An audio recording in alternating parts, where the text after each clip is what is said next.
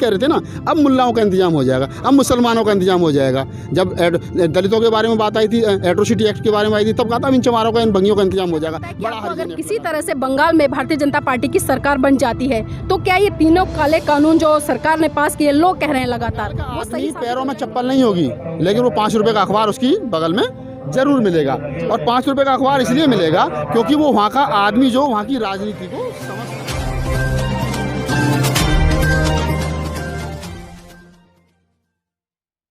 नमस्कार, आज हम दिल्ली के गाजीपुर बॉर्डर पर और मेरे साथ में है राहुल नागपाल जी, जो कि लगातार पिछले 3.5 महीने से इस आंदोलन को कवर कर रहे हैं और समय समय पर आपको बहुत सारी जानकारियां दे रहे हैं कि किसान आंदोलन में आखिर चल क्या रहा है और किस तरह से सरकार आज भी अपनी उसी बात पर डटी रही है कि ये तीनों काले कानून वापस नहीं होंगे। राहुल नागपाल जी, आपसे जानना चाहूँगी कि जिस तरह से किसान आंदोलन शुरुआत में मजबूती के साथ में डटा हुआ था, लगातार आज भी किसानों ने अपने लिए सारी व्यवस्था कर दी है, गर्मी भी बहुत ज़्यादा पड़ने लगी है और यहाँ पर हम देख रहे हैं कि जो एसी है, कूलर है और जिस तरह से जो घर बनाए हैं वो वास्तव में बहुत ही सराहनीय है। तो आपसे जानना चाहूँगी कि अभी पश्चिम बंगाल में जो चुनाव चल रहे हैं, यहाँ के जो बड़े बड़े नेता हैं, चाहे राकेश टिकैत हो, योगेंद्र यादव हो या अन्य वो कोई भी हो, हम देख पा रहे हैं कि वो अभी जो पश्चिम बंगाल में चुनाव है वहाँ पर अपनी उपस्थिति दर्ज करा रहे हैं और लगातार एक अपील कर रहे हैं कि भारतीय जनता पार्टी को वोट ना करें। तो क्या लगता है कि पश्चिम बंगाल का रुख किस तरफ जाएगा? पश्चिम बंगाल में 100% ममता बनर्जी की सरकार जो है वो बन रही है, उसे कोई चैलेंज नहीं कर सकता।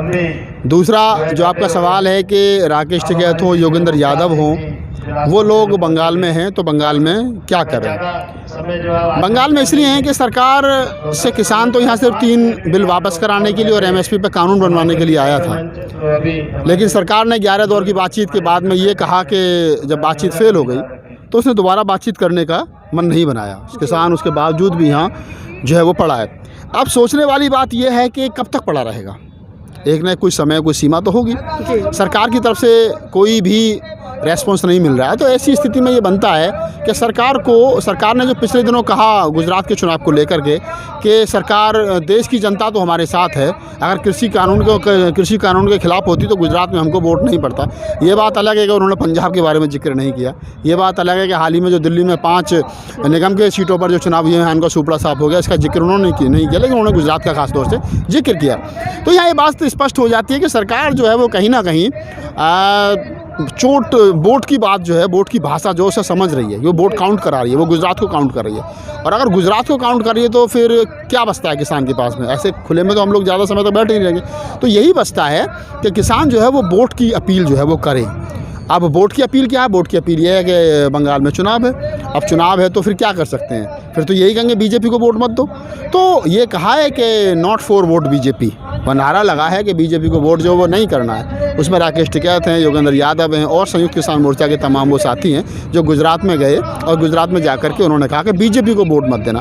पत्रकारों ने सवाल किया, हमसे भी सवाल किया, हमने भी लोगों से सवाल किए कि तो बीजेपी को वोट नहीं देंगे तो क्या ममता बनर्जी को वोट दें? तो हम कल भी कह रहे थे और आज भी कह रहे हैं कि ममता बनर्जी को वोट दोगे, ये आपका विवेक है, लेकिन हम ये ज़रूर कह रहे हैं कि आप बीजेपी को वोट मत देना, क्योंकि 5 लाख किसान दिल्ली के आसपास पड़ा है, 10 लाख किसान जो है वो आंदोलित है। जब ये 15-20 लाख जो किसान आंदोलित है, उसकी भाषा को सरकार नहीं समझ रही है, उसकी भावनाओं की कदर नहीं कर रही है, तो फिर बंगाल के लोगों की भाषा की कदर या उनके मान सम्मान की कदर क्या करेगी? इसलिए बंगाल हम लोग गए। जी, अभी 2 दिन पहले टीवी पर एक डिबेट सुन रहे थे और जो बीजेपी के प्रवक्ता है लगातार वो ये कहने का काम कर रहे थे कि जो किसान आंदोलन है वो आज के समय में बहुत कमज़ोर हो गया है और जो भीड़ है वो भी लगातार कम हो गई है। तो कहीं ना कहीं जो इनको पैसे दे के आयोजित किए जा रहे थे वो लोग अब घर वापसी करें, तो इस पर क्या दृष्टिकोण है? 2 चीज़ है मैडम। इन्होंने कहा कि किसान आंदोलन अब कमज़ोर हो गया, तो इसका मतलब ये स्पष्ट है कि पहले मजबूत था। ये तो इन्हीं की भाषा से क्लियर हो गया। तो अगर 26 जनवरी के में जो घटनाएं घटी दिल्ली के अंदर, उसके बाद में 28 जनवरी को जिस प्रकार से 10-15 हज़ार फोर्स गाजीपुर बॉर्डर पर राकेश टिकैत को गिरफ्तार करने के लिए पहुंची थी, तो उस समय तो आंदोलन मजबूत था, अब तो कमज़ोर है। जब आप आज से 1.5 महीने पहले आंदोलन को कुचलने के लिए यहाँ 20,000 फोर्स भेज सकते हो, तो आज तो बहुत कमज़ोर, आज भेज दो ना। फिर अगर आंदोलन कमज़ोर हो गया तो खदेड़ दो आंदोलन को। यहाँ लोगों की संख्या कम हो सकती है, मैं स्वीकार कर लूँगा, लेकिन आंदोलन कमज़ोर नहीं हुआ है। जो आंदोलन पहले टिकरी बॉर्डर, सिंघू बॉर्डर और गाजीपुर बॉर्डर पर था, वो आंदोलन आज मध्य प्रदेश में है, गुजरात में है, बंगाल में है, महाराष्ट्र में है, पूरे देश में फैल चुका है, हरियाणा में है, पंजाब, तमाम देश में जो राकेश टिकैत और तमाम संयुक्त नेता जो किसान आंदोलन के हैं, संयुक्त किसान मोर्चा के जो नेता, उनकी रैलियों में, उनकी पंचायतों में जो लाख लाख भीड़ उमड़ रही है, ये सरकार को पता है, उनके प्रवक्ताओं को पता है कि आंदोलन बॉर्डर पर लोगों की संख्या कम है लेकिन आंदोलन कमज़ोर नहीं है। जी, हमने देखा कि जिस तरह से भाजपा के जो कार्यकर्ता है विश्वास जता रहे थे, अभी दिल्ली में 5 सीटों पर उपचुनाव थे नगर निगम के, और हमने देखा कि 5 सीटों पर भारतीय जनता पार्टी बुरी तरह से हारी है। तो इस हार को और अभी जो पश्चिम बंगाल में चुनाव है उसको किस तरह से देख रहे हैं? वहाँ पर भी क्या भाजपा को मुँह की खानी पड़ेगी? मैं बंगाल 1-2 बार गया हूँ और जो मेरा अपना मानना है, बंगाल की राजनीति देश की राजनीति से अलग है। हमारे जो उत्तर भारत का आदमी है वो 500 रुपये का जूता खरीदता, अखबार नहीं खरीदता, 2000 की पैंट खरीदता लेकिन किताब नहीं खरीदता। लेकिन बंगाल का जो आदमी है, बंगाल का आदमी पैरों में चप्पल नहीं होगी लेकिन वो 5 रुपये का अखबार उसकी बगल में ज़रूर मिलेगा। और 5 रुपये का अखबार इसलिए मिलेगा क्योंकि वो वहाँ का आदमी जो वहाँ की राजनीति को समझता है। उसके पैरों में चप्पल है नहीं है, उसके बदन पर फटे कपड़े, ये बात अलग हो सकती है, लेकिन अखबार पढ़ता है। और मोदी जी जो बोलने वाले हैं, योगी जी जो बोलने वाले हैं, वो आज का अखबार पढ़ के वो 10 दिन की राजनीति बताता है कि राजनीति में होने वाला क्या है। तो वहाँ का जो वोटर है, वहाँ का जो राजनीतिक व्यक्ति है, वो बड़ा जागरूक है। अब आप समझ लीजिए, एक बात मैं आपके यहाँ एक उदाहरण के साथ बातचीत कर लेता हूँ कि जब 2019 में लोकसभा का आम चुनाव हुआ और लोकसभा के उस आम चुनाव में आप देखेंगे कि किस प्रकार से मोदी है तो मुमकिन है, हर हर मोदी, घर घर मोदी के नारे लगे। उस समय पर भी मोदी जी, वहाँ कुछ सीटों में बढ़ोतरी तो हुई थी बंगाल के अंदर, लेकिन वहाँ पर ऐसा नहीं था कि मोदी जी की एक तरफा लहर हो, जैसे उत्तर प्रदेश में थी, जैसे हरियाणा में थी, जैसे मध्य प्रदेश में थी, जैसे राजस्थान में थी, जैसे महाराष्ट्र में थी, तमाम देश में लहर थी। लेकिन बंगाल में और केरल में या उधर तमिलनाडु वगैरह जो शिक्षित इलाके, वहाँ लहर नहीं थी क्योंकि वो पढ़े लिखे और राजनीति को बेहतर समझते हैं। अब तो विधानसभा का चुनाव है, अब तो ममता वर्सेस जो वहाँ उनके जो मुख्यमंत्री पद के उम्मीदवार हैं बीजेपी के, उनके बीच में मुकाबला हो रहा है। और अगर मैं थोड़ी देर के लिए ये बात भी स्वीकार कर लूँ कि प्रधानमंत्री नरेंद्र मोदी प्रधानमंत्री पद की कुर्सी से इस्तीफा देकर के वहाँ मुख्यमंत्री बनेंगे, इसलिए भी लोग वोट कर दें, तब भी ममता जो है वो भारी है। और ये हमको स्वीकार कर लेना चाहिए ओपन माइंड से कि ममता जो है वह सरकार में रिपीट कर रही है। और रिपीट इसलिए नहीं कर रही है कि ममता ने कोई जादू किया है, ममता ने काम किया, ममता लोगों के दिल में बसती, इसलिए रिपीट कर रही है। हम अक्सर देखते हैं कि कोई भी चुनाव हो या कोई भी आंदोलन हो तो लगातार भारतीय जनता पार्टी की तरफ से हिंदू मुसलमान जैसे मुद्दों को गरमाया जाता है, और वही मुद्दा इन्होंने बंगाल में भी गरमाने की कोशिश की और हुआ भी। तो क्या लगता है कि वो हिंदू कार्ड या मुस्लिम कार्ड वहाँ पर कितना खेला जाए और उसका कितना असर दिखाई देगा? देखिए, आप समझ लीजिए, वहाँ का मुसलमान 100% जो है वो ममता के साथ जा रहा है। वहाँ का जो मोस्ट बैकवर्ड और शेड्यूल कास्ट जिसको हम दलित कहते हैं, वो ममता के साथ जा रहा है। अब बीजेपी की जो राजनीति है वो सवर्ण वोटों के आसपास घूमती है। सवर्ण वोट पूरे देश में 12, 14, 15% है, जिसको ब्राह्मण, क्षत्रिय और वैश्य कहते हैं। ये 12, 14, 15% है। वहाँ पर भी इनकी संख्या लगभग इतनी है। अगर मैं कह दूँ कि जो मोस्ट बैकवर्ड है, जो अपने आप को हिंदू धर्म की रीढ़ की हड्डी माने बैठा, जो हिंदू धर्म का ठेकेदार आजकल बन रहा है मोदी जी की सरकार में, अगर वो थोड़ा सा बदल भी जाएगा तो ज़्यादा 20% वोट पड़ जाएंगे। मैं आप लिख लीजिए, बंगाल के चुनाव में ममता को 50% से ज़्यादा वोट मिलेगा। और लिख लेना, जो दिल्ली की राजधानी में हुआ, दिल्ली की राजनीति में हुआ कि अरविंद केजरीवाल 67 सीट और 3 सीट जो है वो बीजेपी, यानी कि बीजेपी बोले तो अमित शाह और मोदी जी। और ये वही दिल्ली है कि जहां अमित शाह और मोदी जी गली गली वोट मांगते घूम रहे थे। उसके बाद में लोगों ने आईना दिखा दिया था। अक्सर हम हर चुनाव में देखते हैं कि किसी ना किसी पार्टी की बहुत ज़्यादा लहर होती है, खासकर भारतीय जनता पार्टी से ज़्यादा। लेकिन जब चुनावी नतीजे आते हैं तो बिल्कुल ही फेर पलट और उलट पलट हमें दिखाई देता है। तो इसी तरह से अभी हम पश्चिम बंगाल में जो देख रहे हैं, लगातार जो ज़मीन पर, धरातल पर बात की जा रही है, लोगों से एक ही आवाज़ आ रही है कि इस बार ममता बनर्जी जीत कर आ रही हैं। तो क्या लगता है कि भारतीय जनता पार्टी जो इतनी दावेदारी कर रही है पूरे विश्वास के साथ में, कहीं ईवीएम का तो घपला नहीं होगा इस बार? 2 चीज़ समझ लो आप। इस चुनाव से पहले हम थोड़ा सा विश्लेषण बिहार का भी कर लेते हैं। बिहार में तेजस्वी यादव की लहर थी, नो डाउट। लाखों की संख्या में लोग तेजस्वी यादव को देखने और सुनने के लिए आ रहे थे। रिजल्ट आपके सामने कि सरकार जो है वो नीतीश कुमार की बनी। और मैं कह सकता हूँ कि सरकार बनी नहीं, सरकार छीनी गई बिहार में। अगर मैं दोनों की वोटों का देखूँ तो लगभग 17 से 18 सीट ऐसी हैं बिहार के अंदर जो 800, 900 और 1000 के बीच में हराई गई हैं। और जिनका परिणाम जो है वो रात को 12 बजे और 2 बजे आया। 24 घंटे में उनका परिणाम जो है वो नहीं आया। अब मैं यहाँ एक बात और कर लेता हूँ कि बिहार में अगर नीतीश कुमार और तेजस्वी यादव की वोटों की काउंटिंग को हम देख लें तो केवल 12,700 वोट जो है वो नीतीश कुमार को ज़्यादा मिले हैं। और 12,700 वोट उनके अनुसार पूरी ईवीएम में गड़बड़ी, पूरी बेईमानी के बाद में उनको कम मिले हैं। अगर वो चुनाव निष्पक्ष होता तो नीतीश कुमार की जमानत जब्त हो जाती। अब हम आ जाते बंगाल पे। अगर हम बिहार को आईना मान करके बंगाल की राजनीति का विश्लेषण कर लें, मैं ये मान भी लूँ कहीं ये गड़बड़ी करेंगे तो कितनी करेंगे। गड़बड़ी हमेशा 2 या 3% वोट की होती है। गड़बड़ी तो उन्होंने दिल्ली में भी करी थी, गड़बड़ी अन्य प्रदेशों में भी करी है, बिहार में भी करी है।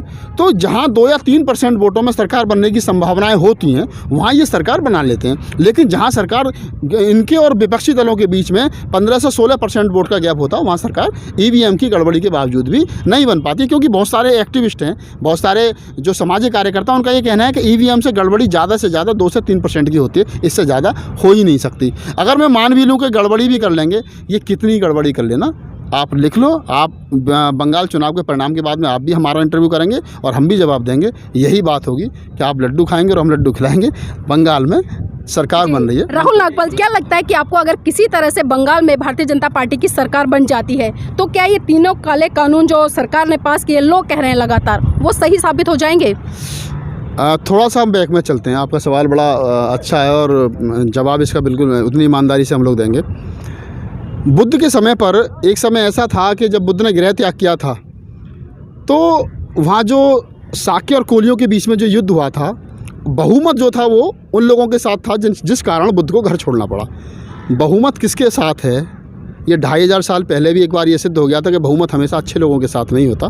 बहुमत कई बार उन लोगों के साथ भी होता है जो लोग अच्छे नहीं होते। अगर मैं 0.1% ये मान भी लूँ कि बंगाल में किसी कारणवश हाल बन नहीं रही, लेकिन 0.1% में मान भी लूँ, सपने में ही मान लेते हैं चलो हम, कि अगर ममता की सरकार नहीं बनती है और बीजेपी की सरकार बन जाती है तो इसका मतलब ये नहीं है कि कृषि कानून ठीक है। कृषि कानून ख़राब थे, ख़राब हैं और ख़राब रहेंगे। ये बात मैं मान सकता हूँ, ये कह सकता हूँ। जैसे गुजरात में हुआ, गुजरात के चुनाव का अक्सर बीजेपी के साथी जो वो जिक्र करते हैं, लेकिन वो पंजाब के चुनाव का जिक्र नहीं करते हैं। वो दिल्ली में जो हाल ही में चुनाव हुए वहाँ का जिक्र नहीं करते। हर आदमी अपनी थाली में जो लड्डू रखे हैं मोटे मोटे, उनकी बात करता है। दूसरे थाली में तुमसे ज़्यादा मोटे लड्डू रखें, उनकी बात नहीं करता। लेकिन राहुल जी, एक बात भी अक्सर देखने को मिलती है कि जिस तरह से मोदी जी या अमित शाह पूरे विश्वास के साथ में कहते हैं कि 370 से पार या 200 से पार या 150 से पार, और लगातार हम देखते हैं कि जब चुनावी रिजल्ट निकलता है तो वो आंकड़े फिट बैठते हैं। इसका पीछे क्या कारण है?